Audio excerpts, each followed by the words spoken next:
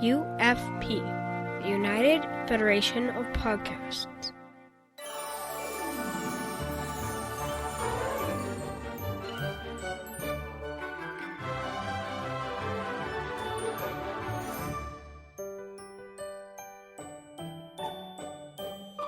To all who listen to this happy podcast, this is Mickey's Marvels on the United Federation of Podcasts.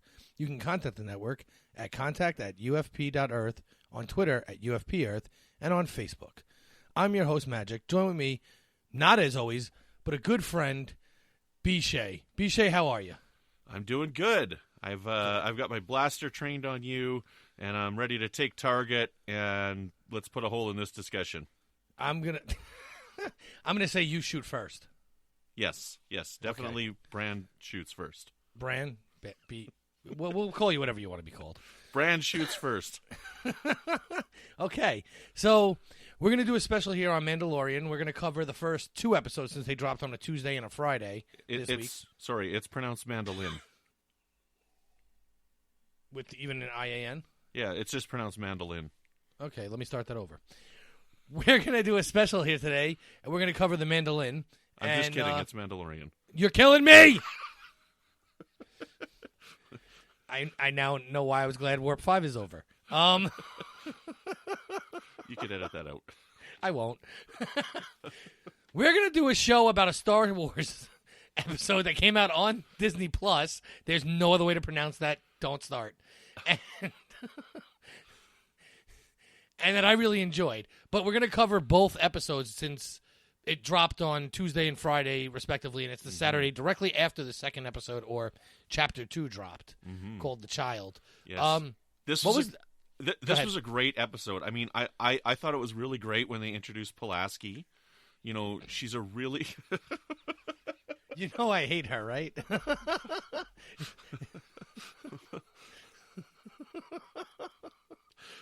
I tweeted that out. I created a poll. I'm like, which science fiction episode called The Child is your favorite? And like 70% of people voted for The Next Generation. And I'm just thinking in my head, I'm like, there's a lot of people who voted on this that haven't seen the Star Wars episode. They have no idea that's what it's called. So, no, they just clearly haven't seen it, because this is clearly better than The Next Generation episode of The Child. Much better. So, moving on. What was the name of the first episode? I don't think it had one. Because I don't remember seeing it come up, and it definitely did on the second one. All I saw was Chapter 2, 1. The Child. You know what? I'll stream this while we're talking. I actually intended to do that. So while we're talking, I'll check that out. But I don't think it said anything, and I think that's really... So I thought that was surprising when it said The Child for Chapter 2. Yeah, it was... I saw it come up. I was like, oh, that's weird. Yeah. But it said Chapter 1. But it didn't say a name. No. This one said Chapter 2, The Child. Yeah. But we're getting way ahead of ourselves because we didn't even talk about Chapter 1 yet, the no-named episode. Yeah, we should probably talk about Chapter 1. So we should, right? Mm-hmm. So what were your first impressions of this show when you first saw the first episode? My first impressions are, why the heck is it only 39 minutes? You know, I knew that was coming up. That actually didn't bother me, but it didn't bother me when Star Trek did it either, and they did it for a few episodes. It just seems like these streaming services think that, we can still make them like they have commercials, even though they don't. Yeah, I'm not sure. Like, so I was talking with somebody offline about this as well, and they're like, look, I'm just glad that they're telling the story and aren't forced into fitting a mold. Like, we don't have to be an hour long or whatever. It's telling the story as long as it is. And I mean, like, the second episode is under 30 minutes long. So I didn't check that, but I noticed it. Yeah, it was really short. Like, it was over, and I was like, what? What just We're happened? Done? Yeah. So and there was definitely different formats for the two episodes.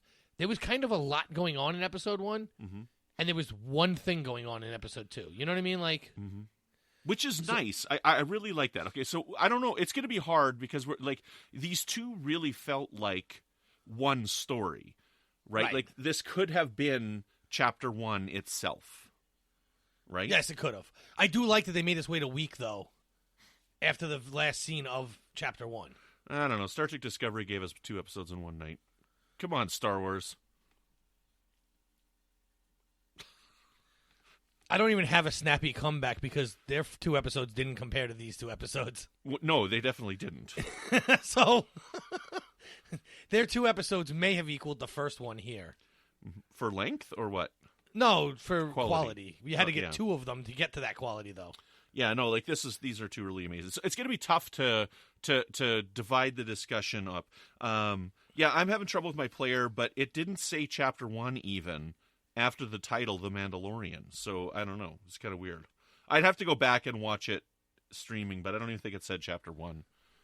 So yeah, I don't think so. It's very, very odd though. But okay, so we get introduced to the Mandalorian, the man. Mando. They call him Mando. Mando. They do call him Mando right in the beginning too. Mando Calrissian. Yes. Yeah. That's what they're talking about. Yeah.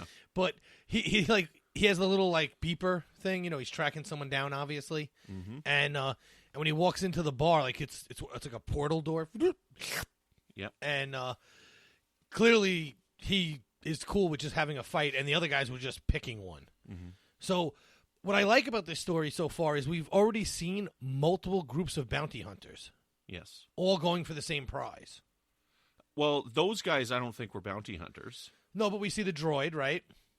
Well, that's near the end of the episode, not in that scene, right? And we also see no, but I just mean in general, like what we've seen so far. Okay, yeah. Overall. I'm jumping. Yeah. Okay. We also see when that's the next episode. We'll talk about that later. But I like the fact that there's multiple problems going on in this world. Like, we're really world building here. Yeah.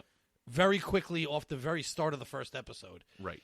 And you got the bartender who, oh man, I looked his name up too because I like him as an actor. And I can't remember it now. But he's like trying to keep the peace, and he's just like, he said you spilled his drink. Yeah. Don't worry, I'll get you another one. So you had to know when he slid that beer down, someone was getting beat up before that beer got to them, right? Well, I don't know. That was kind of surprising to me.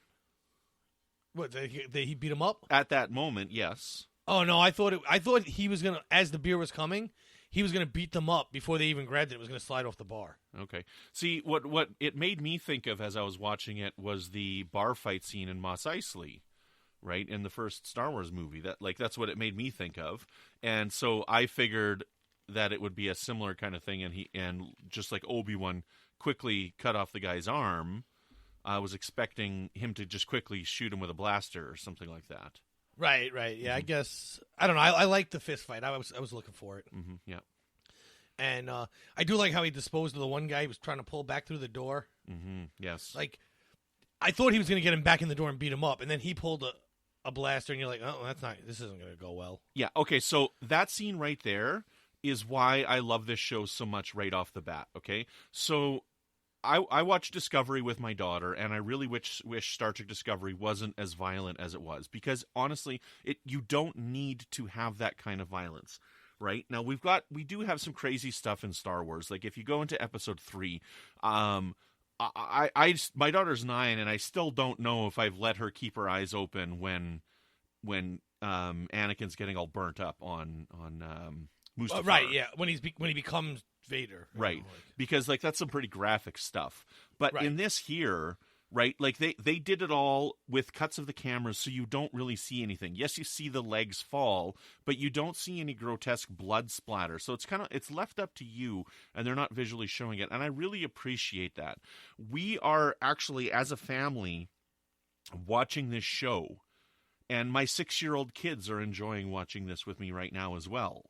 They loved it. I'm in the same place. Yeah. So we all sat down on Tuesday and watched it, and I watched the second episode last night, but then we all sat down earlier today and watched it as a family again. But like you said, yes, did the guy get chopped in half? Was it cool? Yes. Did we need to see gory blood spraying across the screen, though? No. Like, there's disintegrations happening, like when he's got his rifle there, right? In the second episode, he's blowing away those Jawas, but they just kind of disappear.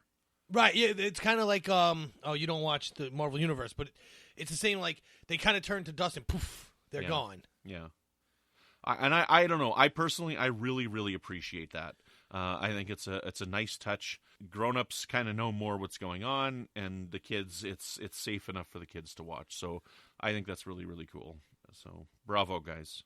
Now that it's under Disney, you're going to see more of that style because they don't want to put, grotesque things on their network. That's just not Disney's thing. Like, I'll give you an example. comedians and magicians and stuff like that go on the Disney cruise, and there's a family show and a adult show. Yeah. And I've sat down at the bar afterwards with some of these performers, and they've said to me, you know, even though this is Disney, even though this is an adult show, we still can't drop F-bombs. Like, it's not allowed on this ship. Yeah. We're not allowed to make certain sexual jokes because we're on the Disney cruise. So it doesn't matter even that it's an adult-rated item.